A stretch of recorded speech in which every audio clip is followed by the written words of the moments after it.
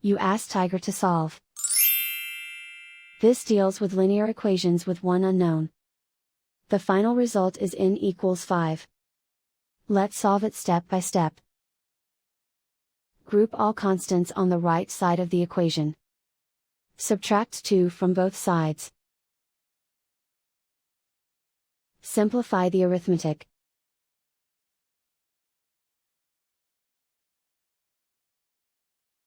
Isolate the n.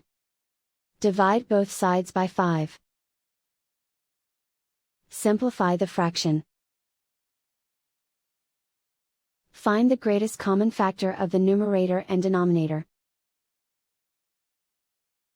Factor out and cancel the greatest common factor.